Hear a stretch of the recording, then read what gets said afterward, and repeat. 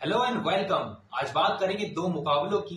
एक होगा RCB versus GT का रिव्यू और एक होगा the preview of KKR versus the Sunrisers Hyderabad. So चलिए शुरू करते हैं। जी हाँ, अगर मैं बात करूं आरसीबी वर्सेस जीटी की, तो आरसीबी को ये समझना होगा कि मुंबई इंडियंस और चेन्नई सुपर किंग्स की डोमिनेंस इसीलिए बरकरार है क्योंकि वो उनके होम गेम्स जीतते हैं। जी हाँ, मुंबई इंडियंस हो या फिर चेन्नई सुपर किंग्स हो, उनके होम गेम्स में उनकी पकड़ बहुत अच्छी है। लेकिन आरसीबी का जो विनिंग परसेंटेज है चिन्नस्वामी में, वो 50% का है। आज उनकी बल्लेबाजी देख लें, चाहे वो गेंदबाजी देख लें, दोनों ही असरदार साबित दिखाई नहीं दी। लेकिन अगर बात करें उनकी बल्लेबाजी की, बल्लेबाज सारे टच में थे, लेकिन कहीं ना कहीं गलतियां करने की वजह से, जैसे विराट कोहली का हाफ हार्टेड शॉट हुआ, जितेश शर्मा का वो पूरा बल्ला ना चलाना हुआ अगेंस्ट साई किशोर, चाहे वो लियम लिविंगस्टन का विकेट था, 30 गेंदों में 54 रन बनाए, बहुत अच्छी इनिंग खेल रहे थे, संभालने की कोशिश की, लेकिन आखिर में विकेट गवा पाए थे। चाहे वो टिम डेविड की बात करूं या फिर मैं बात करूं यहाँ पर डेविड पडिक्कल की या फिलिप शॉल्ट की, तो ये जिस तरीके की विकेटें आपने शुरुआत से देखी हैं, वो चिन्नस्वामी में ही दिखी हैं।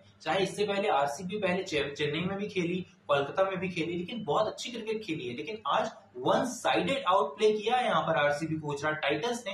लेकिन अगर बात करें गुजरात टाइटंस की गेंदबाजी की, मोहम्मद सिराज ने रिवेंज लिया है स्पोर्टिंग वे में। जी हाँ, मोहम्मद सिराज को निकाला था आरसीबी ने, चाहे वो अच्छी गेंदबाज लाने के लिए, ताकि चिन्नस्वामी में वो काम आए। लेकिन भुवनेश्वर कुमार को आपने इंक्लूड किया था और वही एक चीज थी कि क्या भुवनेश्वर कुमार चिन्नस्वामी में कमाल कर पाएंगे। हालांकि एक विकेट जरूर मिला, जॉश हेजलवुड भी महंगे साबित हुए, लेकिन उन्हें एक विकेट मिला।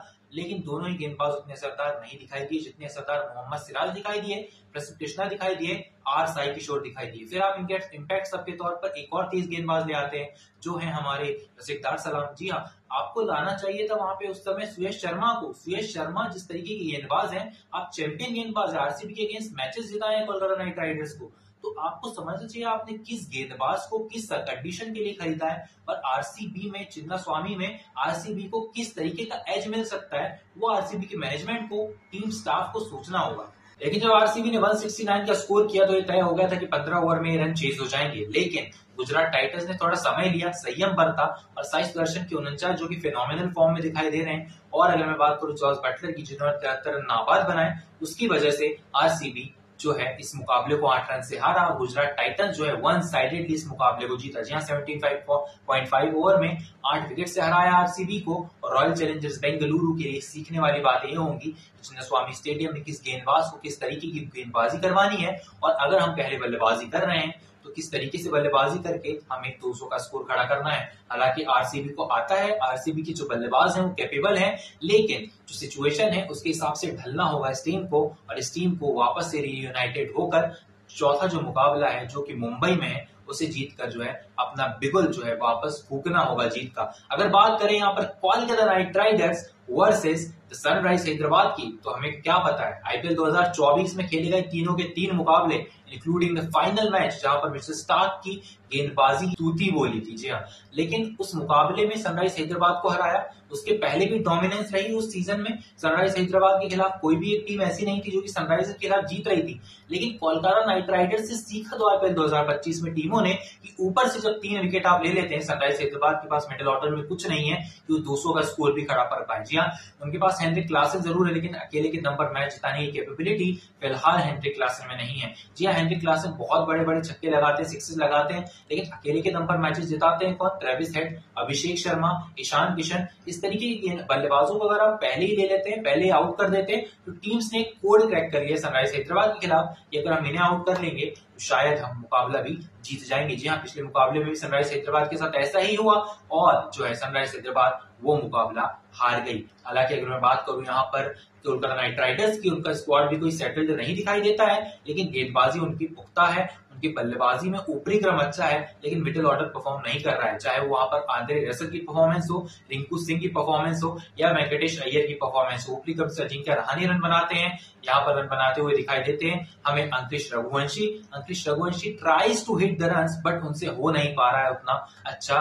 ऊपर से क्विंटन डिकॉक के भरोसे आप कब तक जो है टिके रहेंगे, और क्विंटन डिकॉक ही कब तक आपको अकेले मुकाबले जिताते रहेंगे। अजिंक्य रहाणे का सपोर्ट मिलता है तो 200 का स्कोर बनता है, नहीं तो कोलकाता नाइट राइडर्स भी पहले ही ढेर हो जाती है। हालांकि ये मुकाबला कॉम्पिटिटिव मैच होगा क्योंकि पिछले साल के जो हमने स्टैट्स देखे, हालांकि श्रेयस अय्यर कप्तान थे, टीमें बदल गई है, सनराइज हैदराबाद की बल्लेबाजी और स्ट्रांग हो गई है, गेंदबाजी में मोहम्मद शमी को इंक्लूड कर लिया, तो अच्छी टीम है। Overall it is a better team than Kolkata Knight Riders. अभी भी 65% ऑफ चांसेस हैं कि वो कोलकाता नाइट राइडर्स के अगेंस्ट ईडन गार्डन्स में मुकाबला जीतेंगे। लेकिन अगर मैं बात करूं यहाँ पर सनराइज हैदराबाद की, सनराइज हैदराबाद को ये समझना होगा ऊपरी क्रम के बल्लेबाजों को थोड़ा सा समय लेना होगा, चाहे वो अभिषेक शर्मा हो या ईशान किशन हो। ट्रेविस हेड अच्छी फॉर्म में जरूर है, लेकिन अकेले के दम पर वो मुकाबला नहीं जीता सकते हैं। हालांकि बाकी टीम, जो दूसरी टीम है, वो भारी पड़ सकती है आप पर अगर आपका मिडिल ऑर्डर जो है उतना इम्पैक्टफुल नहीं है। You have Abhinav Manohar too, आपके पास निचले क्रम तक बल्लेबाजी है। लेकिन अगर बात करें कोलकाता नाइट राइडर्स की बल्लेबाजी की, आंद्रे रसल की बात, यहाँ पर कोलकाता नाइट राइडर्स की जो बल्लेबाजी है वो थोड़ी सी खत्म होती हुई दिखाई देती है, क्योंकि उनके पास गेंदबाज जरूर है लेकिन बल्लेबाजों की थोड़ी सी कमी है। हेनरिक नॉर्किया फिर से फिट नहीं है पूरी तरीके से, तो इस मुकाबले को भी नहीं खेलेंगे। हर्षित राणा का वो मैजिकल स्पेल आ जाता है जो आईपीएल 2024 में उन्होंने किया था, अब उनके पास फिलहाल मिचेल स्टार्क नहीं है, तो उन्हें इंडियन पेसर से ही काम चलाना पड़ेगा। लेकिन अगर बात करें मोइन अली की, तो इस मुकाबले में स्पेंसर जॉनसन को रिप्लेस करते हुए नजर आ रहे हैं मोइन अली। पिछले मुकाबले में स्पेंसर जॉनसन ने कुछ खास प्रदर्शन किया नहीं था, इसलिए शायद केकेआर का मैनेजमेंट ये डिसीजन जरूर लेगा। लेकिन कप्तानी जो अजिंक्य रहाणे को रास आ रही है, जो बल्लेबाजी है वो उन्हें रास आ रही है, लेकिन सनराइज हैदराबाद फिलहाल इस मुकाबले में आगे दिखाई दे रही है। अगर बात करें टॉप 4 प्लेयर्स वो मुकाबले में कौन से होंगे, जी हाँ, जो टॉप 4 प्लेयर्स यहाँ पर कोलकाता नाइट राइडर्स के होंगे, इसी को देखकर आप अपनी टीम बना सकते हैं, बहुत सारे पॉइंट्स अर्जित कर सकते हैं आईपीएल फैंटेसी में। लेकिन अगर मैं बात करूं यहाँ पर अजिंक्य रहाणे की, वो मुझे दिखाई देते हैं यहाँ पर one of the best player to watch out for इस मुकाबले में। सेकंड होंगे वेंकटेश अय्यर, जो कि रनों की भूख पिछले मुकाबले में रह गई थी, इस मुकाबले में पूरी करनी चाहिए, जो कि मुंबई इंडियंस के अगेंस्ट थी। यहाँ पर इस मुकाबले में एक और प्लेयर चलता हुआ मुझे दिखाई दे रहा है, वो है वरुण चक्रवर्ती, और जो चौथे प्लेयर होंगे वो होंगे आंद्रे रसल। जी हाँ, यहाँ पर गेंदबाजी उस तरीके की तेज गेंदबाजी है, पैट कमिंस है, मोहम्मद शमी उनके अगेंस्ट।